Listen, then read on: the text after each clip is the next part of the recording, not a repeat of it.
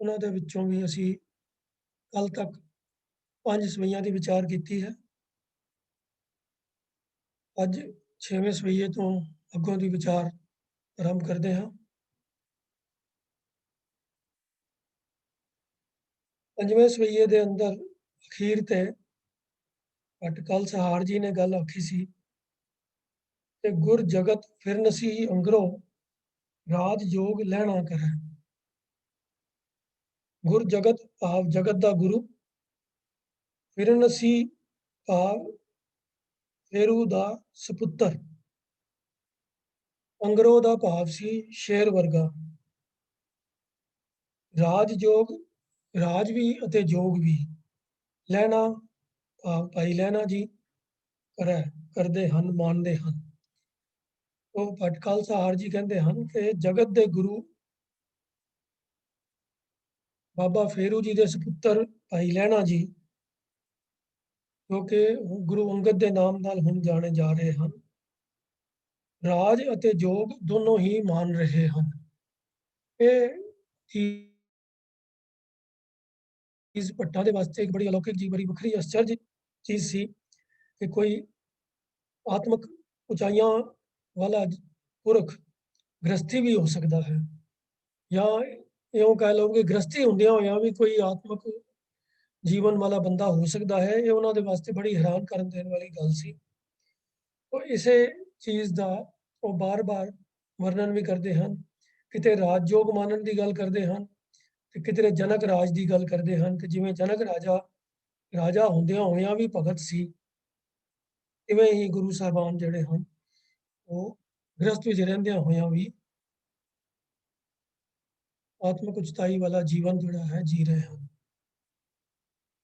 6ਵੇਂ ਸਵਈਏ ਵਿੱਚ ਹੁਣ ਭੱਟ ਸਹਾਰ ਜੀ ਗੱਲ ਕਰਦੇ ਹਨ, ਸਦਾ ਅਕਲ ਲਿਵ ਰਹਿ ਕਰਨ ਸਿਉ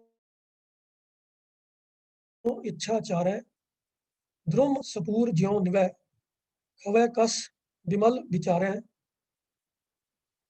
ਇਹ ਤਤ ਜਾਣਿਓ ਸਰਬ ਗਤ ਅਲਖ ਬਿਡਾਣੀ, ਸਹਿਜ ਭਾਏ ਸੰਚਿਓ ਕਿਰਨ ਅੰਮ੍ਰਿਤ ਕਲ ਬਾਣੀ।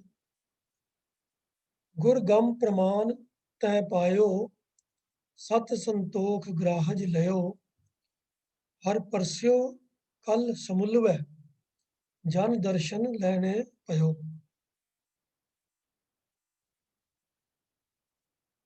ਸੋ ਭੱਟ ਜੀ ਕਹਿੰਦੇ ਹਨ ਕਿ ਸਦਾ ਅਕਲ ਲਿਵ ਰਹਿ। ਇਹ ਲਫ਼ਜ਼ ਜਿਹੜਾ ਹੈ ਅਕਲ, ਸਪੈਲਿੰਗ ਇਹਦੇ ਉਹੀ ਹਨ ਜੋ ਅਕਲ ਦੇ ਸਪੈਲਿੰਗ ਹੁੰਦੇ ਹਨ, ਐੜਾ ਕੱਕਾ ਤੇ ਲੱਲਾ। ਅਕਲ ਆਮ ਤੌਰ ਤੇ ਅਸੀਂ ਗੱਲ ਕਰਦੇ ਹਾਂ ਜਿਵੇਂ ਬੁੱਧੀ, ਅਕਲ ਵਾਲੀ ਗੱਲ ਜਾਂ ਉਸ ਸੈਂਸ ਵਿੱਚ ਗੱਲ ਹੁੰਦੀ ਹੈ, ਪਰ ਇੱਥੇ ਲਫ਼ਜ਼ ਜਿਹੜਾ ਹੈ ਇਹ ਅਕਲ ਹੈ। ਕਲ ਦਾ ਅਰਥ ਹੈ ਕਲਾ। ਕਲਾ ਦਾ ਭਾਵ ਵੀ ਦੋ ਤਰੀਕੇ ਦਾ ਹੁੰਦਾ ਹੈ। ਇੱਕ ਕਲਾ ਦਾ ਅਰਥ ਹੁੰਦਾ ਹੈ ਸ਼ਕਤੀ, ਇੱਕ ਕਲਾ ਦਾ ਅਰਥ ਹੁੰਦਾ ਹੈ ਹਿੱਸਾ।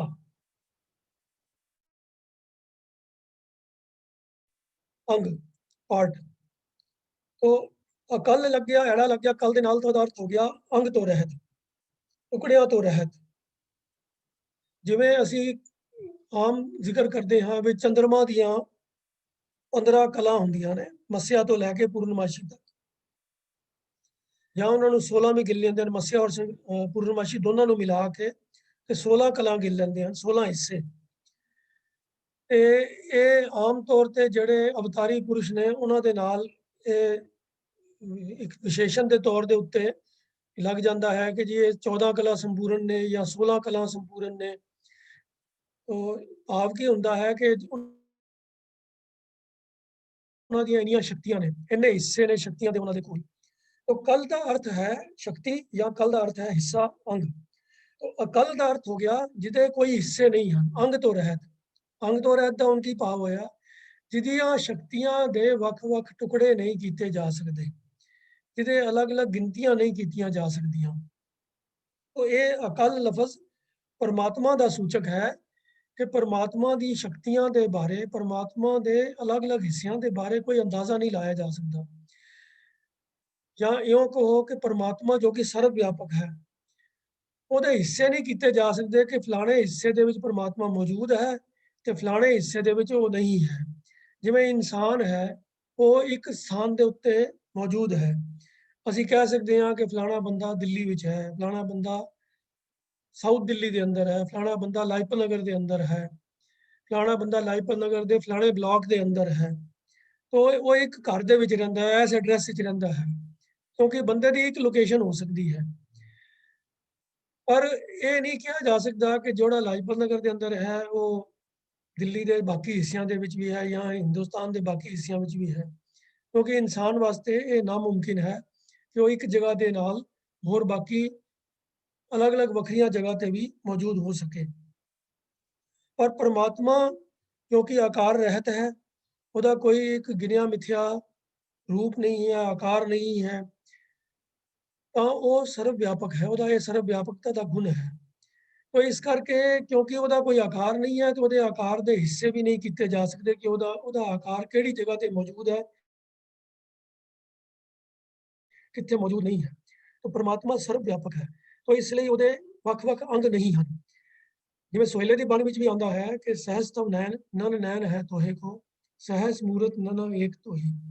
हे ਅਕਾਲ ਪੁਰਖ, ਤੇਰੀਆਂ ਹਜ਼ਾਰਾਂ ਹੀ ਅੱਖਾਂ ਹਨ ਪਰ ਤੇਰੀਆਂ ਕੋਈ ਇੱਕ ਸਪੈਸੀਫਿਕ ਅੱਖਾਂ ਨਹੀਂ ਹਨ।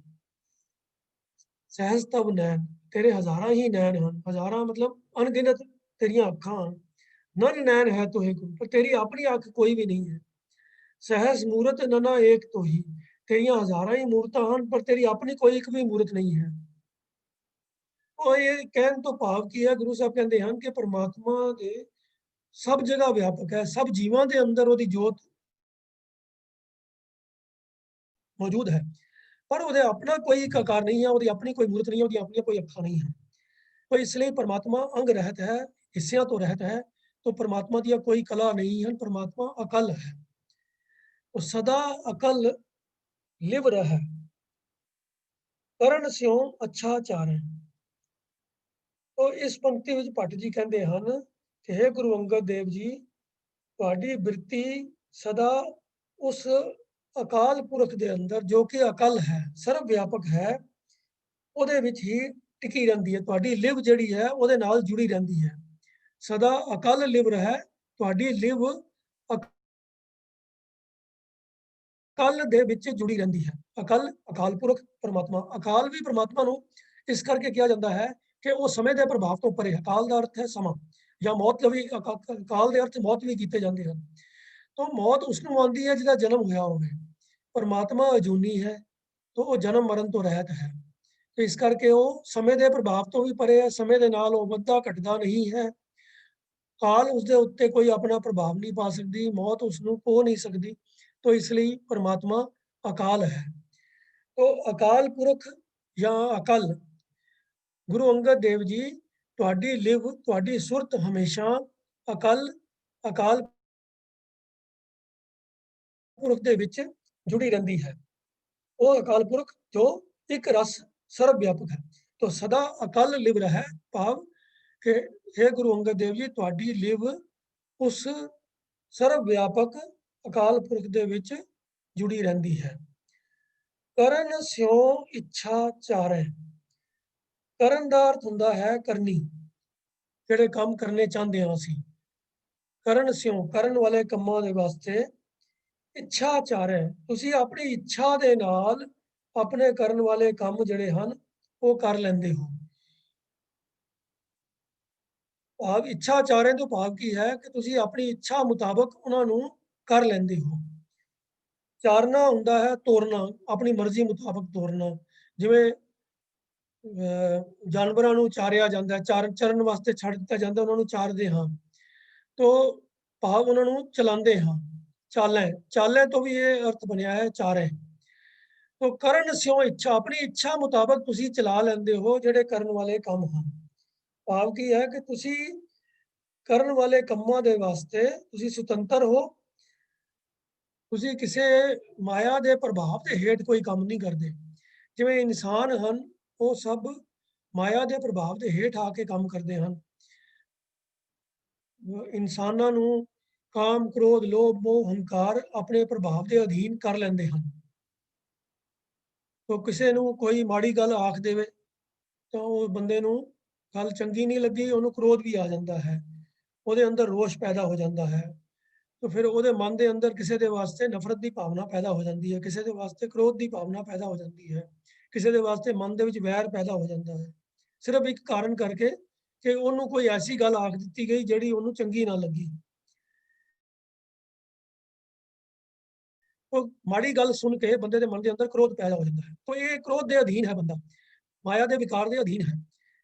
ਸੋ ਇਨਸਾਨ ਸੁਤੰਤਰ ਨਹੀਂ ਹੈ, ਉਹਦੇ ਉੱਤੇ ਵਿਕਾਰਾਂ ਦਾ ਪ੍ਰਭਾਵ ਹੈ। ਪਰ हे ਗੁਰੂ ਅੰਗਦ ਦੇਵ ਜੀ, ਤੁਸੀਂ ਕਰਨ ਸਿਓ ਇੱਛਾ ਆਚਾਰੈ, ਤੁਸੀਂ ਆਪਣੀ ਇੱਛਾ ਦੇ ਨਾਲ ਜੋ ਕਰਨ ਵਾਲੇ ਕੰਮ ਹਨ ਉਹਨਾਂ ਨੂੰ ਚਲਾ ਲੈਂਦੇ ਹੋ, ਕਰ ਲੈਂਦੇ ਹੋ। ਤੁਹਾਡੇ ਉੱਤੇ ਕੋਈ ਮਾਇਆ ਦਾ ਜਾਂ ਵਿਕਾਰਾਂ ਦਾ ਪ੍ਰਭਾਵ नहीं है। तो पहली पंक्ति का जो संपूर्ण पंक्ति का जो अर्थ हो गए कि सदा अकल लिव है, करण स्यों इच्छा चाह रहे। गुरु अंगद देव जी, ਤੁਹਾਡੀ ਲਿਵ, ਤੁਹਾਡੀ ਸੁਰਤ ਹਮੇਸ਼ਾ ਹੀ ਇੱਕ ਰਸ ਸਰਵ ਵਿਆਪਕ ਪਰਮਾਤਮਾ ਦੇ ਨਾਲ ਜੁੜੀ ਰਹਿੰਦੀ ਹੈ ਕਿ ਤੁਸੀਂ ਆਪਣੇ ਕਰਨ ਵਾਲੇ ਕੰਮਾਂ ਨੂੰ ਆਪਣੀ ਇੱਛਾ ਦੇ ਮੁਤਾਬਕ ਕਰਨ ਵਾਸਤੇ ਸੁਤੰਤਰ ਹੋ, ਆਜ਼ਾਦ ਹੋ। ਤੁਹਾਡੇ ਉੱਤੇ ਮਾਇਆ ਦਾ ਬਲ ਨਹੀਂ ਹੈ, ਤੁਹਾਡੇ ਉੱਤੇ ਕੋਈ ਮਾਇਆ ਦਾ ਪ੍ਰਭਾਵ नहीं है। दूसरी पंक्ति च भट्ट जी कहते हैं द्रुम सपूर ज्यों निवै। द्रुम का अर्थ हुंदा है पेड़, दरखत, वृक्ष। द्रुम सपूर, सपूर का मतलब है जो फलों के नाल भरपूर है, फलों नाल लद्या होया है। तो द्रुम सपूर वो पेड़ जिहड़ा फलों के नाल भरपूर है, फलों के नाल लद्या होया है। ज्यों निवै, जिवें निवदा है, जिवें झुक जाता है। ਭੱਟ ਜੀ ਕਹਿੰਦੇ ਹਨ ਕਿ ਜਿਵੇਂ ਫਲਾਂ ਦੇ ਨਾਲ ਭਰਿਆ ਹੋਇਆ ਪੇੜ ਝੁਕ ਜਾਂਦਾ ਹੈ, ਨਿਭ ਜਾਂਦਾ ਹੈ, ਫਲਾਂ ਦੇ ਭਾਰ ਦੇ ਨਾਲ ਨਿਭ ਜਾਂਦਾ ਹੈ। ਹਵੇ ਕਸ, ਹਵੇ ਦਾ ਅਰਥ ਹੁੰਦਾ ਹੈ ਸਹਾਰਨਾ ਤੇ ਕਸ ਦਾ ਅਰਥ ਹੁੰਦਾ ਹੈ ਰਗੜ ਜਾਂ ਖੇਚਲ। ਕਸ ਲਫ਼ਜ਼ ਆਮ ਤੌਰ ਤੇ ਅਸੀਂ ਵਰਤਦੇ ਹਾਂ ਕਸਵੱਟੀ ਵਾਸਤੇ। ਜਿਹੜਾ ਵੱਟਾ सोने की परख वास्ते वरत्या जाता है, जिहदे उत्ते रगड़ के सोने की परख की जाती है, उन्होंने कसवट्टी कहते हैं। वट्टी मतलब वट्टा पत्थर, वो पत्थर जिहदे नाल सोने नूं कस लगाई जाती है। कस का मतलब रगड़, जिहदे उत्ते सोने नूं रगड़िया जाता है। तो कस लगाई जाती है, इस करके उस वट्टे नूं कहा जाता है कस वट्टी। जिस वट्टे दे नाल सोना रगड़ के सोने की शुद्धता का अंदाजा लगाया जाता है। तो वट्टी भाव वट्टा, कस मैंने रगड़। तो जिस वट्टे दे नाल सोना रगड़िया जाता है उन्होंने कहते हैं कस वट्टी। तो कस का अर्थ है रगड़। तो रगड़ जे लगाई जाए किसी बंदे को, कोई रगड़ लगाई जाए तो मतलब है उन्होंने कोई कष्ट या उन्होंने कोई खेचल मिल रही है, तकलीफ हो रही है। तो जिहड़ा पेड़ फलों के नाल भरपूर हो जाता है, वो फलों के भार के नाल ही झुक जाता है। ये उहदे वास्ते एक खेचल है कि उन्होंने फलों का भार सहारना पैंदा है। हालांकि फलों का उन्होंने आप नूं कोई लाभ नहीं हुंदा। पेड़ ने आप फलों के विचों कुछ नहीं हासिल करना हुंदा। वो सिर्फ दूजियां दे भले वास्ते, दूजियां दे लाभ वास्ते ही पेड़ दे उत्ते फल लगे हुंदे हन। पर पेड़ दूजियां दी भलाई वास्ते फलों का भार सहार के चुकदा है ਅਤੇ फलों के भार की खेचल नूं भी सहारदा है। तो भट्ट जी कहते हैं, ਇਹ ਗੁਰੂ ਅੰਗਦ ਦੇਵ ਜੀ, ਜਿਵੇਂ ਫਲਾਂ ਵਾਲਾ ਰੁੱਖ ਨਿਭ ਜਾਂਦਾ ਹੈ, ਝੁਕ ਜਾਂਦਾ ਹੈ ਅਤੇ ਫਲਾਂ ਦੇ ਭਾਰ ਦੀ ਖੇਚਲ ਸਹਾਰਦਾ ਹੈ, ਤਿਵੇਂ ਹੀ ਤੁਹਾਡੇ ਵੀ ਵਿਚਾਰ ਜਿਹੜੇ ਹਨ ਉਹ ਮੈਲ ਤੋਂ ਰਹਿਤ ਹਨ। ਬਿਮਲ ਵਿਚਾਰ ਹੈ, ਨਿਰਮਲ, ਮੈਲ ਤੋਂ ਰਹਿਤ, ਬੇਮਲ, ਮਲ ਤੋਂ ਰਹਿਤ। ਤੁਹਾਡੇ ਵਿਚਾਰ ਜਿਹੜੇ ਹਨ ਉਹ ਵੀ ਮੈਲ ਤੋਂ ਰਹਿਤ ਹਨ। ਉਹਨਾਂ ਦੇ ਅੰਦਰ ਵੀ ਕੋਈ ਲੋਭ ਦੀ ਮੈਲ ਨਹੀਂ ਹੈ। ਤੁਸੀਂ ਕੇਵਲ ਤੇ ਕੇਵਲ ਪਰਉਪਕਾਰ ਦੀ ਖਾਤਰ ਹੀ ਸਾਰੇ ਕੰਮ ਕਰਦੇ ਹੋ ਤੇ ਸੰਸਾਰੀ ਜੀਵਾਂ ਦੀ ਖਾਤਰ ਤੁਸੀਂ ਵੀ ਉਹਨਾਂ ਦੀ ਭਲਾਈ ਦੀ ਖਾਤਰ ਕਈ ਕਸ਼ਟ ਸਹਾਰਦੇ ਹੋ। ਉਹਨਾਂ ਦੀ ਭਲਾਈ ਦੇ ਖਾਤਰ ਜੋ ਕੰਮ ਤੁਸੀਂ ਕਰਦੇ ਹੋ ਉਹ ਸਭ ਉਹਨਾਂ ਦੇ ਭਲੇ ਵਾਸਤੇ ਹੁੰਦੇ ਹਨ। ਉਹਨਾਂ ਦੇ ਅੰਦਰ ਤੁਹਾਡੇ ਆਪਣੇ ਸਵਾਰਥ ਦੀ ਕੋਈ ਮੈਲ ਨਹੀਂ ਹੁੰਦੀ। तो जिवें पेड़ नूं फलां दे पासों कोई अपना पर्सनल लाभ नहीं हुंदा, ਉਹਦੇ ਵਿੱਚ पेड़ ਦਾ ਕੋਈ ਆਪਣਾ ਸਵਾਰਥ ਨਹੀਂ ਹੁੰਦਾ। तो इवें ही हे गुरु अंगद देव जी, जिवें फलां नाल ਲੱਦਿਆ ਹੋਇਆ पेड़ ਉਹਨਾਂ ਦੇ ਭਾਰ ਦੇ ਨਾਲ ਝੁਕਦਾ ਹੈ, ਉਹਨਾਂ ਦੇ ਭਾਰ ਦੀ ਖੇਚਲ ਸਹਾਰਦਾ ਹੈ, ਤਿਵੇਂ ਹੀ ਤੁਹਾਡੇ ਵਿਚਾਰ ਵੀ ਜਿਹੜੇ ਹਨ ਉਹ ਸਵਾਰਥ ਦੀ ਮੈਲ ਤੋਂ ਰਹਿਤ ਹਨ ਅਤੇ ਲੋਕ ਭਲਾਈ ਦੀ ਖਾਤਰ ਹੀ ਤੁਸੀਂ ਸਭ ਕੰਮ ਕਰਦੇ ਹੋ, ਖੇਚਲ ਸਹਾਰਦੇ ਹੋ। ਅਗਲੀ ਪੰਕਤੀ 'ਚ ਕਹਿੰਦੇ ਹਨ ਇਹ ਤਤ ਜਾਣਿਓ ਸਰਬ ਗਤ ਅਲਖ ਬਿਡਾਣੀ। ਇਹ ਇਹੀ ਤਤ ਅਸਲੀਅਤ ਜਾਣਿਓ, ਤੁਸੀਂ ਜਾਣ ਲਿਆ ਹੈ, ਤੁਸੀਂ ਇਹ ਅਸਲੀਅਤ ਜਾਣ ਲਈ ਹੈ, ਇਹ ਭੇਤ ਤੁਸੀਂ ਪਾ ਲਿਆ ਹੈ, ਇਹ ਅਸਲੀਅਤ ਤੁਹਾਨੂੰ ਸਮਝ ਆ ਗਈ ਹੈ ਕਿ ਸਰਬਗਤ ਅਲਖ ਬਿਡਾਣੀ, ਕਿ परमात्मा जो है वो सर्व व्यापक है, अलग है ਅਤੇ हैरान कर देने वाला है, आश्चर्य है। ਸਰਬਗਤ ਤੋਂ ਭਾਵ ਹੈ ਸਰਬ ਵਿਆਪਕ, ਜਿਹਦੀ ਪਹੁੰਚ ਹਰ ਥਾਂ ਤੇ ਹੈ। ਸਰਬਗਤ ਉਹ ਕੇਵਲ ਤੇ ਕੇਵਲ परमात्मा ਹੀ ਹੈ, ਜਿਹਦੀ ਗਤ ਜਿਹਦੀ ਪਹੁੰਚ ਸਭ ਜਗ੍ਹਾ ਤੇ ਹੈ। ਸਰਬਗਤ ਅਲਖ ਜੋ ਲਖਿਆ ਨਹੀਂ ਜਾ ਸਕਦਾ, ਜਿਹਨੂੰ ਕੋਈ ਦੇਖ ਨਹੀਂ ਸਕਦਾ, ਜਿਹਦਾ ਕੋਈ ਬਿਆਨ ਨਹੀਂ ਕਰ ਸਕਦਾ। ਤੇ ਵਿਡਾਣੀ, ਵਿਡਾਨ ਦਾ ਅਰਥ ਹੁੰਦਾ ਹੈ ਹੈਰਾਨ ਕਰ ਦੇਣ ਵਾਲਾ, ਅਚਰਜ। ਉਹ ਭੱਟ ਜੀ ਕਹਿੰਦੇ ਹਨ ਕਿ ਤੁਹਾਨੂੰ ਇਸ ਗੱਲ ਦੀ ਸੋਝੀ ਹੈ, ਤੁਸੀਂ ਇਹ ਭੇਤ ਪਾ ਲਿਆ ਹੈ। ਇਹ ਤਤ ਜਾਣਿਓ ਸਰਬਗਤ ਅਲਖ ਵਿਡਾਣੀ, ਤੁਸੀਂ ਇਹ ਭੇਤ ਪਾ ਲਿਆ ਹੈ ਕਿ परमात्मा ਅਚਰਜ ਹੈ, ਅਲਖ ਹੈ ਅਤੇ ਸਰਬ ਵਿਆਪਕ ਹੈ। ਸਹਿਜ ਭਾਏ ਸੰਚਿਓ ਕਿਰਨ ਅੰਮ੍ਰਿਤ ਕਲ ਬਾਣੀ। ਸਹਿਜ ਦਾ ਮਤਲਬ ਹੁੰਦਾ ਹੈ ਸਹਿਜ ਸੁਭਾਈ, ਠਹਿਰਾਅ ਦੇ ਨਾਲ, ਬੜੇ ਬਿਨਾਂ ਕਿਸੇ ਕਾਹਲੀ ਦੇ, ਬਿਨਾਂ ਕਿਸੇ ਝੰਜਲਾਹਟ, ਬਿਨਾਂ ਕਿਸੇ ਘਬਰਾਹਟ ਦੇ, ਸਹਿਜ ਠਹਿਰਾਅ। ਸਹਿਜ ਭਾਏ ਸਹਿਜ ਸੁਭਾਈ, ਸੁਭਾਵਕ। ਸੰਚਿਓ ਇਕੱਠਾ ਕਰਨਾ, ਸਿੰਜਣਾ। ਸਿੰਜਣਾ ਮਤਲਬ ਜਿਸ ਤਰ੍ਹਾਂ ਪੌਦਿਆਂ ਨੂੰ ਪਾਣੀ ਦਿੱਤਾ ਜਾਂਦਾ ਹੈ ਤੇ ਕਹਿੰਦੇ ਹਨ ਕਿ ਪੌਦਿਆਂ ਦੀ ਸਿੰਜਾਈ ਕੀਤੀ ਜਾ ਰਹੀ ਹੈ, ਉਹਨਾਂ ਨੂੰ ਭਰ ਦੇਣਾ ਉਹਦੇ ਨਾਲ, ਪਾਣੀ ਦੇ ਨਾਲ, ਸਿੰਚਣਾ। ਕਿਰਨ ਅੰਮ੍ਰਿਤ, ਅੰਮ੍ਰਿਤ ਦੀ ਕਿਰਨ ਦੁਆਰਾ। ਕਲ ਬਾਣੀ, ਕਲ ਦਾ ਇੱਥੇ ਅਰਥ ਜਿਹੜਾ ਹੈ ਹੁਣ ਇਹ ਡਿਫਰੈਂਟ ਹੈ। ਇੱਥੇ ਕਲ ਦਾ ਅਰਥ ਹੈ ਸੁੰਦਰ, ਸੋਹਣਾ। ਉਹ ਬਾਣੀ ਦੇ ਵਾਸਤੇ ਆਇਆ ਹੈ, ਕਲ ਬਾਣੀ ਭਾਵ ਸੁੰਦਰ ਬਾਣੀ। ਤਾਂ ਤੁਸੀਂ ਸਹਿਜ ਸੁਭਾਏ ਹੀ ਅੰਮ੍ਰਿਤ ਭਰੀ ਸੁੰਦਰ ਬਾਣੀ ਦੀਆਂ ਕਿਰਨਾਂ ਦੁਆਰਾ ਸੰਸਾਰੀ ਜੀਵਾਂ ਦੇ ਅੰਦਰ ਅੰਮ੍ਰਿਤ ਸਿੰਚ ਰਹੇ ਹੋ। ਭਾਵ ਗੁਰਬਾਣੀ ਦੇ ਰਾਹੀਂ ਤੁਸੀਂ ਸਾਰੇ ਸੰਸਾਰੀ ਜੀਵਾਂ ਦੇ ਅੰਦਰ ਨਾਮ ਅੰਮ੍ਰਿਤ ਦਾ ਸੰਚਾਰ ਕਰ ਰਹੇ ਹੋ, ਉਹਨਾਂ ਨੂੰ ਪ੍ਰਭੂ ਦੇ ਨਾਮ ਦੇ ਨਾਲ ਜੋੜ ਰਹੇ ਹੋ। ਭਾਵ ਇਹ ਹੈ ਕਿ ਸਹਿਜ ਹੀ ਗੁਰਬਾਣੀ ਦੀ ਅੰਮ੍ਰਿਤ ਕਿਰਨਾਂ ਦੇ ਰਾਹੀਂ ਤੁਸੀਂ ਸੰਸਾਰੀ ਜੀਵਾਂ ਨੂੰ ਨਾਮ ਅੰਮ੍ਰਿਤ ਦੇ ਨਾਲ ਜੋੜ ਰਹੇ ਹੋ। ਸਹਿਜ ਭਾਏ ਸੰਚਿਓ ਕਿਰਨ ਅੰਮ੍ਰਿਤ ਕਲ ਬਾਣੀ। तो कल का अर्थ इत्थे कीता गया है सुंदर। गुर गम प्रमाण तै पायो सत संतोख ग्राहज लयो। अगली स्क्रीन के उत्ते जो लाइन है, अगली 5वीं लाइन है, गुर गम प्रमाण तै पायो सत संतोख ग्राहज लयो। गुर गम जिहदी पहुंच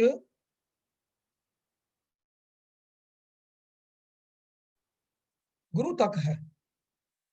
भाव प्रमाण का अर्थ है प्रमाणिक। तो गुरगम प्रमाण का अर्थ होया गुरु नानक वाला दर्जा, गुरु नानक तक पहुंच रखने वाला। तो तुसी गुरु अंगद देव जी, गुरु नानक देव जी वाला दर्जा हासिल कर लिया है।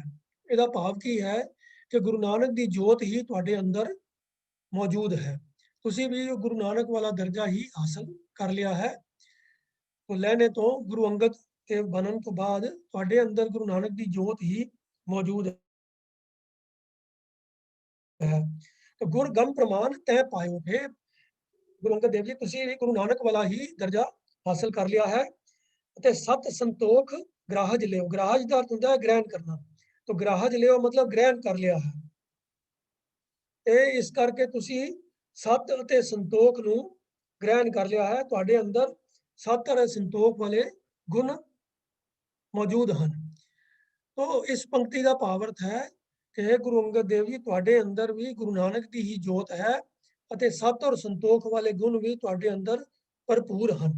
गुरगम प्रमाण तै पायो, सत संतोख ग्राहज लियो, हर परस्यो कल समुलवै, जन दर्शन ਲੈਣੇ ਪਇਓ। ਹੁਣ ਗੁਰੂ ਅੰਗਦ ਦੇਵ ਜੀ ਦੀਆਂ ਇਹ ਸਿਫਤਾਂ ਕਰਕੇ ਕਿ ਤੁਸੀਂ ਤੁਹਾਡੀ ਸੁਰਤ ਜਿਹੜੀ ਹੈ ਉਹ ਅਕਾਲ ਪੁਰਖ ਦੇ ਨਾਲ ਹੀ ਜੁੜੀ ਰਹਿੰਦੀ ਹੈ। ਤੁਸੀਂ ਮਾਇਆ ਦੇ ਪ੍ਰਭਾਵ ਤੋਂ ਬਗੈਰ ਸੁਤੰਤਰ ਰੂਪ ਵਿੱਚ ਆਪਣੇ ਇੱਛਾ ਮੁਤਾਬਕ ਸਾਰੇ ਕੰਮ ਕਰ ਲੈਂਦੇ ਹੋ। ਫਲ ਨਾਲ ਭਰੇ ਹੋਏ ਲੱਦੇ ਹੋਏ ਪੇੜ ਦੀ ਨਿਆਈ ਤੁਸੀਂ ਨਿਮਰਤਾ ਦੇ ਵਿੱਚ ਝੁਕੇ ਰਹਿੰਦੇ ਹੋ ਅਤੇ ਤੁਹਾਡੇ ਵਿਚਾਰ ਜਿਹੜੇ ਹਨ ਉਹ ਵੀ ਪਵਿੱਤਰ ਹਨ। ਤੁਸੀਂ ਲੋਕ ਭਲਾਈ ਵਾਸਤੇ ਹੀ ਸਾਰੇ ਕੰਮ ਕਰਦੇ ਹੋ। ਤੁਸੀਂ ਇਸ ਭੇਤ ਨੂੰ ਪਾ ਲਿਆ ਹੈ ਕਿ ਉਹ ਪਰਮਾਤਮਾ ਜੋ ਅਲੱਖ ਹੈ, ਅਚਰਜ ਹੈ, ਉਹ ਸਰਵ ਵਿਆਪਕ ਹੈ। ਸਹਿਜ ਸੁਭਾਅ ਹੀ ਤੁਸੀਂ ਸੁੰਦਰ ਬਾਣੀ ਦੀ ਰਾਹੀਂ ਸਾਰੇ ਸੰਸਾਰੀ ਜੀਵਾਂ ਦੇ ਅੰਦਰ ਨਾਮ ਅੰਮ੍ਰਿਤ ਦਾ ਪ੍ਰਵਾਹ ਕਰਦੇ ਹੋ, ਉਹਨਾਂ ਨੂੰ ਨਾਮ ਦੇ ਨਾਲ ਜੋੜਦੇ ਹੋ। ਤੁਸੀਂ ਜਿਹੜਾ ਹੈ ਗੁਰੂ ਨਾਨਕ ਦੇਵ ਜੀ ਵਾਲਾ ਦਰਜਾ ਹਾਸਲ ਕਰ ਲਿਆ ਹੈ ਔਰ ਸਤ ਔਰ ਸੰਤੋਖ ਤੁਹਾਡੇ ਅੰਦਰ ਭਰਪੂਰ ਹਨ। ਇਹ ਸਾਰੇ ਗੁਣ ਬਿਆਨ ਕਰਕੇ ਫਿਰ ਭੱਟ ਜੀ ਕਹਿੰਦੇ ਹਨ ਕਿ ਹਰ ਪਰਸਿਓ ਕਲ ਸਮੁਲਵੈ। ਸਮੁਲਵੇ ਦਾ ਅਰਥ ਹੁੰਦਾ ਹੈ ਉੱਚੀ ਬੋਲ ਕੇ, ਉੱਚੀ ਪੁਕਾਰ ਕਰਕੇ, ਸਭ ਦੀ ਅਟੈਂਸ਼ਨ ਗ੍ਰੈਬ ਕਰਨ ਵਾਸਤੇ ਉੱਚੀ ਉੱਚੀ ਕਿਸੇ ਗੱਲ ਨੂੰ ਕਹਿਣਾ। ਇਹ ਦੁਨੀਆ ਦੇ ਲੋਕੋ ਸੁਣ ਲਓ, ਇਹ ਗੱਲ ਮੇਰੀ ਧਿਆਨ ਨਾਲ ਸੁਣੋ। ਕਲ ਸਮੁਲਵੈ, ਕੱਲ ਇਹ ਗੱਲ ਪੁਕਾਰ ਕੇ ਕਹਿੰਦਾ ਹੈ ਕਿ ਹਰ ਪਰਸਿਓ ਜਨ ਦਰਸ਼ਨ ਲੈਣੇ ਪਇਓ। ਜਿਨ੍ਹਾਂ ਵੀ ਲੋਕਾਂ ਨੂੰ, ਜਿਨ੍ਹਾਂ ਮਨੁੱਖਾਂ ਨੂੰ ਵੀ ਗੁਰੂ ਅੰਗਦ ਦੇਵ ਜੀ ਦੇ ਦਰਸ਼ਨ ਪ੍ਰਾਪਤ ਹੋਏ ਹਨ, ਉਹਨਾਂ ਨੇ ਮਾਨੋ ਅਕਾਲ ਪੁਰਖ ਨੂੰ ਪਰਸ ਲਿਆ ਹੈ, ਅਕਾਲ ਪੁਰਖ ਨੂੰ ਪ੍ਰਾਪਤ ਕਰ ਲਿਆ ਹੈ।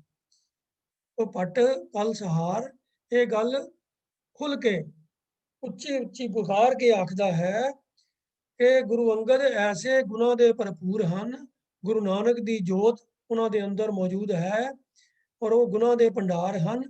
तो ਜਿਹੜੇ ਇਨਸਾਨ ਵੀ ਜੋ ਲਹਿਣਾ ਜੀ ਦੇ ਦਰਸ਼ਨ ਕਰਦੇ ਹਨ, ਉਹ ਮਾਨੋ ਪਰਮਾਤਮਾ ਦੇ ਦਰਸ਼ਨ ਕਰ ਲੈਂਦੇ ਹਨ। तो ਇਹ ਸਾਰੇ ਸਵਈਏ ਦੇ ਅੰਦਰ ਭੱਟ ਕਲ ਸਹਾਰ ਜੀ ਨੇ ਗੁਰੂ ਅੰਗਦ ਦੇਵ ਜੀ ਦੇ ਗੁਣਾਂ ਦਾ ਵਿਖਿਆਨ ਕਰਕੇ ਅੰਤ ਵਿੱਚ ਇਹ ਗੱਲ ਆਖੀ ਹੈ ਕਿ ਮੈਂ ਪੁਕਾਰ ਕੇ ਉੱਚੀ ਉੱਚੀ ਇਹ ਗੱਲ ਆਖਦਾ ਹਾਂ ਕਿ ਜੋ ਗੁਰੂ ਅੰਗਦ ਦੇਵ ਜੀ ਦੇ ਦਰਸ਼ਨ ਕਰਦਾ ਹੈ, ਮਾਨੋ ਅਕਾਲ ਪੁਰਖ ਦੇ ਦਰਸ਼ਨ ਕਰ ਲੈਂਦਾ ਹੈ। ਪਹਿਲੇ ਸਵਈਆਂ ਦੇ ਵਿੱਚ ਵੀ ਜੋ ਹੈ ਗੁਰੂ ਸਵਈਏ ਮਹੱਲੇ ਪਹਿਲੇ ਕੇ ਦੇ ਅੰਦਰ ਵੀ ਇਹੀ ਗੱਲ ਭੱਟਾਂ ਨੇ ਆਖੀ। ਗੁਰੂ ਅਰਜਨ ਪਾਤਸ਼ਾਹ ਨੇ ਵੀ ਸਵਈਏ ਸ੍ਰੀ ਮੁਖਬਾਕ ਵਿੱਚ ਇਹੀ ਗੱਲ ਆਖੀ ਕਿ ਗੁਰੂ ਨਾਨਕ ਵੀ ਅਕਾਲ ਪੁਰਖ ਦਾ ਹੀ ਰੂਪ ਹਨ।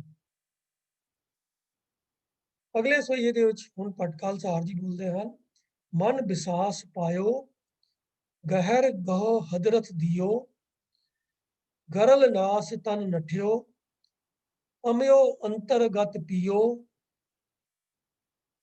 ਰਿੱਧ ਵਿਗਾਸ ਜਾਗਿਓ, ਅਲਖ ਕਲ ਧਰੀ ਜੁਗੰਤਰ, ਸਤਗੁਰ ਸਹਿਜ ਸਮਾਧ ਰਵਿਓ ਸਾਮਾਨ ਨਿਰੰਤਰ, ਉਦਾਰੋ ਚਿਤ ਦਾਰਿਦ ਹਰਨ, ਪਿਖੰਤੈ ਕਲਮਲ ਤ੍ਰਸਨ, ਸਦ ਰੰਗ ਸਹਿਜ ਕਲ ਉਚਰੈ, ਜਸ ਜੰਪੋ ਲੈਨੇ ਰਸਨ।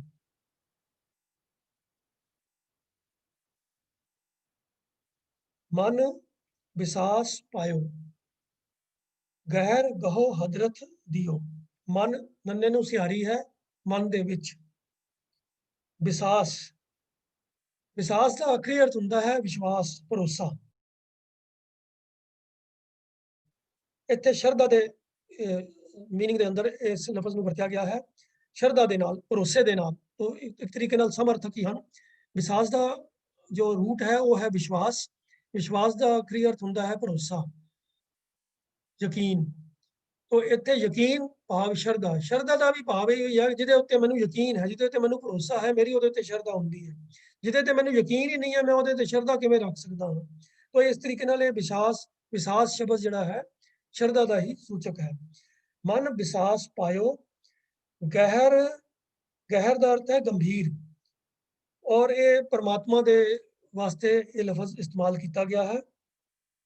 ਗਹੋ ਦਾ ਅਰਥ ਹੁੰਦਾ ਹੈ ਪਕੜਨਾ, ਜਾਂ ਜਿਹਦੇ ਤੱਕ ਤੁਹਾਡੀ ਪਕੜ ਹੈ, ਜਿਹਦੇ ਤੱਕ ਤੁਹਾਡੀ ਪਹੁੰਚ ਹੈ।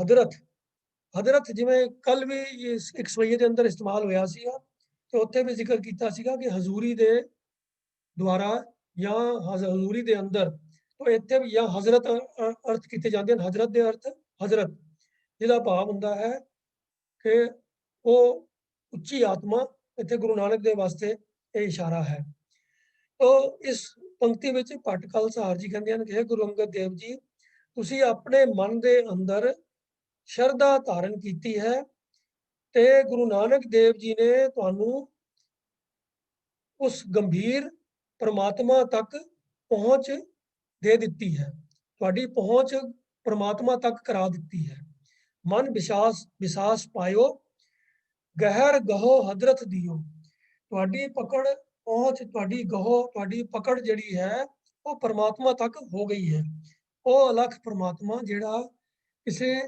ਮਨੁੱਖੀ ਜੀਵ ਦੀ ਪਕੜ ਵਿੱਚ ਆਉਣ ਵਾਲਾ ਨਹੀਂ ਹੈ ਕਿਸੇ ਦੀ ਸੋਝੀ ਵਿੱਚ ਆਉਣ ਵਾਲਾ ਨਹੀਂ ਹੈ ਪਰ ਜਿਹੜਾ ਜਿਹਦੇ ਅੰਦਰ ਪਰਮਾਤਮਾ ਦੇ ਗੁਣ ਆ ਜਾਣ ਜਿਵੇਂ ਗੁਰੂ ਨਾਨਕ ਦੇ ਅੰਦਰ ਪਰਮਾਤਮਾ ਵਾਲੇ ਹੀ ਗੁਣ ਹਨ ਜਿਹੜਾ ਪਰਮਾਤਮਾ ਨਾਲ ਭੇਦਤਾ ਹਾਸਲ ਕਰ ਲਵੇ ਤਾਂ ਉਹਦੀ ਪਹੁੰਚ ਪਰਮਾਤਮਾ ਤੱਕ ਹੋ ਜਾਂਦੀ ਹੈ ਤੋ ਇਹ ਇਸ਼ਾਰੇ ਮਾਤਰ ਗੱਲ ਇਹ ਹੈ ਕਿ ਭੱਟ ਖਾਲਸਾਰ ਜੀ ਕਹਿੰਦੇ ਹਨ ਕਿ ਤੁਹਾਡੇ ਅੰਦਰ ਵੀ ਉਹ ਸਾਰੇ ਗੁਣ ਹਨ ਜੋ ਪਰਮਾਤਮਾ ਦੇ ਗੁਣ ਹਨ ਜੋ ਰੱਬੀ ਗੁਣ ਹਨ ਉਹ ਤੁਹਾਡੇ ਅੰਦਰ ਹਨ ਔਰ ਇਹ ਤੁਹਾਨੂੰ ਪ੍ਰਾਪਤ ਹੋਏ ਹਨ ਗੁਰੂ ਨਾਨਕ ਦੇ ਦੁਆਰਾ ਗੁਰੂ ਨਾਨਕ ਦੇਵ ਜੀ ਦੀ ਬਖਸ਼ਿਸ਼ ਸਦਕਾ ਤੋ ਤੁਸੀਂ ਸ਼ਰਧਾ ਧਾਰਨ ਕੀਤੀ ਹੈ ਮਨ ਦੇ ਅੰਦਰ ਤੇ ਗੁਰੂ ਨਾਨਕ ਦੇਵ ਜੀ ਨੇ ਤੁਹਾਡੀ ਪਹੁੰਚ ਪਰਮਾਤਮਾ ਤੱਕ ਕਰਾ ਦਿੱਤੀ ਹੈ ਗਰਲ ਨਾਸ ਤਨ ਨਠਿਓ ਅਮਿਓ ਅੰਤਰਗਤ ਪੀਓ ਗਰਲ ਦਾ ਅਰਥ ਹੁੰਦਾ ਹੈ ਜ਼ਹਿਰ ਗਰਲ ਨਾਸ ਜ਼ਹਿਰ ਦਾ ਨਾਸ਼ ਤਨ ਨਠਿਓ ਤਨ ਦੇ ਨੰਨੇ ਨੂੰ ਸਿਹਾਰੀ ਹੈ ਤਨ ਦੇ ਵਿੱਚੋਂ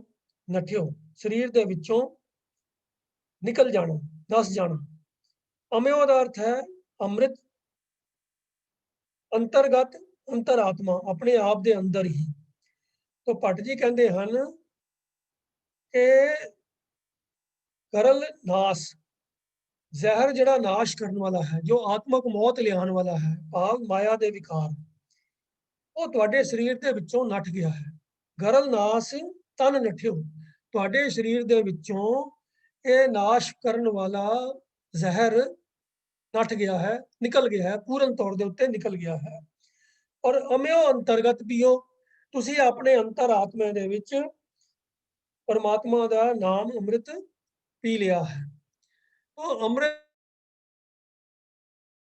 ਔਰ ਜ਼ਹਿਰ ਜਿਹੜੇ ਹਨ ਉਹ ਇਸ ਸੈਂਸ ਵਿੱਚ ਵਰਤੇ ਜਾਂਦੇ ਹਨ ਕਿ ਨਾਮ ਅੰਮ੍ਰਿਤ ਹੈ ਕਿਉਂਕਿ ਨਾਮ ਦੇ ਨਾਲ ਜੁੜਨ ਕਰਕੇ ਸਾਡੀ ਆਤਮਕ ਅਵਸਥਾ ਉੱਚੀ ਹੋ ਜਾਂਦੀ ਹੈ ਆਤਮਾ ਸਾਡੀ ਜਾਗਤ ਰਹਿੰਦੀ ਹੈ ਜੀਵਦੀ ਰਹਿੰਦੀ ਹੈ ਮਾਇਆ ਦੇ ਵਿਕਾਰਾਂ ਦੇ ਪ੍ਰਭਾਵ ਦੇ ਅਧੀਨ ਸਾਡੀ ਆਤਮਕ ਮੌਤ ਹੋ ਜਾਂਦੀ ਹੈ ਆਤਮਕ ਗੁਨਾਹ ਦਾ ਨਾਸ਼ ਹੋ ਜਾਂਦਾ ਹੈ ਤੋ ਇਸ ਕਰਕੇ ਮਾਇਆ ਨੂੰ ਬਿਖ ਵੀ ਕਿਹਾ ਗਿਆ ਹੈ ਜ਼ਹਿਰ ਵੀ ਕਿਹਾ ਗਿਆ ਹੈ ਉਹ ਇੱਥੇ ਉਸ ਜ਼ਹਿਰ ਵਾਸਤੇ ਲਫ਼ਜ਼ ਵਰਤਿਆ ਗਿਆ ਹੈ ਗਰਲ ਨਾਸ ਜੋ ਨਾਸ਼ ਕਰਨ ਵਾਲੀ ਆਤਮਕ ਮੌਤ ਲਿਆਉਣ ਵਾਲੀ ਮਾਇਆ ਹੈ ਮਾਇਕ ਵਿਕਾਰ ਜਿਹੜੇ ਹਨ ਉਹ ਗੁਰੂ ਅੰਗਦ ਦੇਵ ਜੀ ਤੁਹਾਡੇ ਸਰੀਰ ਦੇ ਵਿੱਚੋਂ ਨੱਠ ਗਏ ਹਨ ਬਿਲਕੁਲ ਨਿਕਲ ਗਏ ਹਨ ਔਰ ਅਮਿਓ ਅੰਤਰਗਤ ਪੀਓ ਤੁਸੀਂ ਆਪਣੇ ਅੰਤਰ ਆਤਮੇ ਵਿੱਚ ਅੰਮ੍ਰਿਤ ਨਾਮ ਅੰਮ੍ਰਿਤ ਜਿਹੜਾ ਹੈ ਉਹ ਪੀਤਾ ਹੈ ਭਾਵ ਤੁਹਾਡੇ ਅੰਦਰ ਨਿਰੋਲ ਨਾਮ ਅੰਮ੍ਰਿਤ ਹੀ ਵਸਦਾ ਹੈ ਕੋਈ ਵਿਕਾਰਾਂ ਦੀ ਮੈਲ ਕੋਈ ਕਿਸੇ ਕਿਸਮ ਦਾ ਕੋਈ ਵਿਕਾਰ ਤੁਹਾਡੇ ਅੰਦਰ ਤੁਹਾਨੂੰ ਛੂ ਵੀ ਨਹੀਂ ਗਿਆ ਤੁਹਾਡੇ ਅੰਦਰੋਂ ਸਭ ਨਾਟਕ ਵਿਕਾਰ ਨੱਠ ਗਏ ਹਨ ਔਰ ਤੁਹਾਡੇ ਅੰਦਰ ਕੇਵਲ ਨਾਮ ਅੰਮ੍ਰਿਤ ਦਾ ਨਿਵਾਸ ਹੈ ਰਿੱਧ ਵਿਗਾਸ ਜਾਗਿਓ ਅਲਖ ਕਲ ਤਰੀ ਜੁਗੰਤਰ ਰਿੱਧ ਦੇ ਦੱਦੇ ਨੂੰ ਸਿਹਾਰੀ ਹੈ ਰਿੱਧ ਦਾ ਅਰਥ ਹੁੰਦਾ ਹਿਰਦਾ ਤੋਂ ਰਿੱਧ ਹਿਰਦੇ ਦੇ ਅੰਦਰ ਰਿੱਧ ਹਿਰਦੇ ਦੇ ਅੰਦਰ ਵਿਗਾਸ ਵਿਗਾਸ ਦਾ ਅਰਥ ਹੁੰਦਾ ਖੇੜਾ ਜਾਗਿਓ ਖੇੜਾ ਜਾਂ ਪ੍ਰਕਾਸ਼ ਵੀ ਇਹਨੂੰ ਕਿਹਾ ਜਾਂਦਾ ਵਿਗਾਸ ਵਿਗਾਸ ਵੀ ਕਿਹਾ ਜਾਂਦਾ ਹੈ ਖੇੜਾ ਅਤੇ ਪ੍ਰਕਾਸ਼ ਵੀ ਜਾਗਿਓ ਪ੍ਰਗਟ ਹੋ ਜਾਣਾ ਅਲਖ ਜੋ ਲਖਿਆ ਨਾ ਜਾ ਸਕੇ ਉਹ ਅਕਾਲ ਪੁਰਖ ਹੈ तो ਇੱਥੇ ਅਲਖ ਲਫ਼ਜ਼ ਅਕਾਲ ਪੁਰਖ ਵਾਸਤੇ ਆਇਆ ਹੈ ਇੱਥੇ ਕੱਲ ਜੋ ਲਫ਼ਜ਼ ਹੈ ਫਿਰ ਉਹ ਸ਼ਕਤੀ ਦੇ ਅਰਥਾਂ ਦੇ ਅੰਦਰ ਆਇਆ ਹੈ ਸੱਤਾ ਜਾਂ ਸ਼ਕਤੀ ਅਲਖ ਕਲ ਧਰੀ ਜੁਗੰਤਰ ਜੁਗੰਤਰ ਦਾ ਭਾਵ ਹੈ ਜੁਗਾਂ ਜੁਗਾਂ ਦੇ ਅੰਦਰ ਭਾਵ ਅਨੇਕਾਂ ਹੀ ਜੁਗਾਂ ਦੇ ਸਭ ਜੁਗਾਂ ਦੇ ਅੰਦਰ तो इस पंक्ति च भट्ट साहब कहते हैं कि अलख अकाल पुरख ने अपनी सत्ता अपनी कला सारे जुगां दे विच रखी है। उसे दा ही उस सत्ता दा ही प्रकाश जिहड़ा है वो तुहाडे हिरदे दे अंदर जाग पिया है। रिद विगास जाग्यो, तुहाडे हिरदे दे अंदर वो विगास वो प्रकाश वो खेड़ा जाग पिया है। परमात्मा दी ताकत दा परमात्मा दी सत्ता दा जो जुगां जुगां तो प्रकाश है, प्रकाश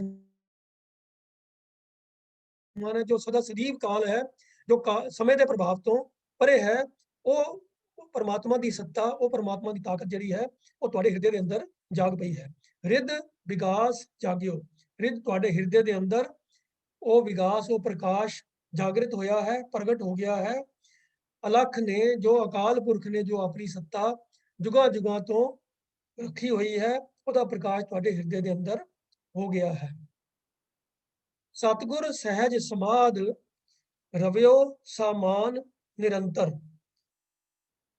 रवियो का अर्थ होता है व्यापक होना, सामान एक समान, निरंतर भी यह अर्थ होता है एक रस, बिना किसी अंतर दे बिना फर्क दे। निरंतर, अंतर का मतलब होता है फर्क।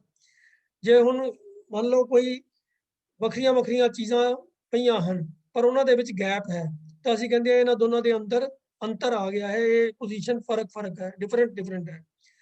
पर परमात्मा दे होंद दे अंदर, परमात्मा दी हस्ती दे अंदर कोई अंतर नहीं है, सर्व व्यापक है। ਉਹਦਾ कोई ਉਹਦਾ हिस्सा नहीं है ਜਿਹਦੇ करके किसी दो हिस्सों के विचकार कोई फर्क आ सके। तो परमात्मा एक रस सर्व व्यापक है, वो निरंतर है, सब दे अंदर है, एक रस है, बिना किसी विच तो है। तो भट्ट जी कहते हैं कि अकाल पुरख जो एक रस सब दे अंदर व्याप रहा है। गुरु अंगद देव जी की समाधि ਉਹਦੇ अंदर अडोलता वाली समाधि जड़ी है वो जुड़ी हुई है। सतगुर सहज समाध रवियो सामान निरंतर। सतगुरु अंगद देव जी ने आत्मक अडोलता की समाधि पूरी एक लिव जुड़ी हुई है उन्होंने उस अकाल पुरख के अंदर जो कि सर्व व्यापक है, एक रस सर्व व्यापक है, निरंतर एक समान सब जगह उत्ते रविया होया है, सब जगह उत्ते जो मौजूद है। गुरु अंगद देव जी की जो लिव है ਉਹਦੇ ਨਾਲ समाधि उन्हों की समाधि जी है जुड़ी हुई है आत्मक अडोलता वाली। सतगुरु सतगुरु सहज समाध अडोलता वाली समाधि जी है वो उन्होंने लगी हुई है उस अकाल पुरख के नाल जो एक रस सर्व व्यापक है। फिर अगे कहते हैं उदारो चित्त दारिद हरन कंठ कलमल त्रसन। उदारो चित्त, उदार चित्त वाला, उदार का अर्थ होता है दया करने वाला, जो खुले दिल वाला, जो गिनतियां मिनतियां नहीं करता। आम दुनियावी लोग जिहड़े हन किसी को कोई चीज़ देनी होवे पहला गिनती करते हैं कि इहदे बदले च मैनू की मिलेगा। दान पुण्य करन लग्या भी जिवें आसा की वार दे अंदर आंदा है ना कि सतियां मन संतोख उपजै देने के विचार दे दे मंगे सहसा गुना शोभ करे संसार। कि दानी पुरुषों के मन के अंदर दान की भावना जागती है, उन्होंने मन के अंदर किसी को दान करने का विचार आता है, किसी को मैं कोई किसी की मदद करा, किसी को कुछ मैं दिया दान करा, पर दे के अंदर मन में ख्याल ये आता है कि जो मैं दान किया है उस तो हज़ारां गुना होके मैनू ਇਹਦਾ फल प्राप्त होवे। सनातन मत के अंदर ये इस तरीके से विश्वास ना फैलाए भी जाते हैं लोगों को इनकरेज करने वास्ते कि जो तुसी दान करोगे जे ਉਹਦਾ फल इसे जन्म के अंदर ही लेना है तो 72 गुना होके मिलता है, तो नहीं तो जो अगले मतलब जन्म च लोगे अगले जन्म च लो ना सॉरी जो इस जन्म च लेना है तो 10 गुना मिलता है, तो जो अगले जन्म च लोगे तो 72 गुना मिलता है। तो इस तरीके के प्रभाव पाए जाते हैं कि भाई दान का भी फल कई गुना होके मिलता है। तो जो दान करने वाला है वो मन के अंदर भी आता है कि भी जिन्ना किया उन्होंने कई गुना ज्यादा मैनू दान का फल मिले, भाई प्रॉफिट वाला सौदा है। बिजनेस तो कोई भी बंदा करता है तो जो मान लो 100 रुपए की पूंजी लगाता है तो सोचता है चलो 15-20% 25% प्रॉफिट मिलेगा, कोई डेढ़े कर लेगा, कोई धर्म के दूने कर लेगा, पर इत्थे तां दे मंगे सहसा गुना, सैकड़े गुना हज़ारां गुना उस तो मन दे विच जो है इच्छा रखते हैं कि उस तो मिले। फिर इस तो इन्ना ही बस नहीं, शोभ करे संसार, कि संसार मेरी शोभा भी करे, मेरी वडियाई भी करे कि ये बंदा बहुत दानी है। तो ये उदार चित्त वाली गल नहीं है, ये व्यापारी बिरती है। पर गुरु अंगद देव जी हैं जो हैं उदारो चित्त हैं, उदार चित्त वाले हैं, ਜਿਹੜੇ बिना किसी रिटर्न ਦੇ, बिना किसी फल की इच्छा ਦੇ लोग भलाई करते हैं, दूजिਆਂ ਦਾ भला करते हैं। उदारो चित्त दारिद हरन, दारिद ਦਾ ਅਰਥ ਹੁੰਦਾ ਹੈ ਗਰੀਬੀ। ਇਹ दारिद ਲਫ਼ਜ਼ ਬਣਿਆ ਦਲਿੱਦਰ ਤੋਂ, ਦਲਿੱਦਰ ਦਾ ਅਰਥ ਵੀ ਗਰੀਬੀ ਹੁੰਦਾ ਹੈ। दारिद हरन, हरन मैंने दूर कर देना, नाश कर देना। तो गुरु अंगद देव जी उदार चित्त वाले हैं, खुले दिल वाले हैं। दारिद हरन, गरीबी ਨੂੰ दूर ਕਰਨ ਵਾਲੇ ਹਨ। ਗਰੀਬੀ ਨੂੰ ਦੂਰ ਕਿਵੇਂ ਕੀਤਾ ਜਾ ਸਕਦਾ ਹੈ?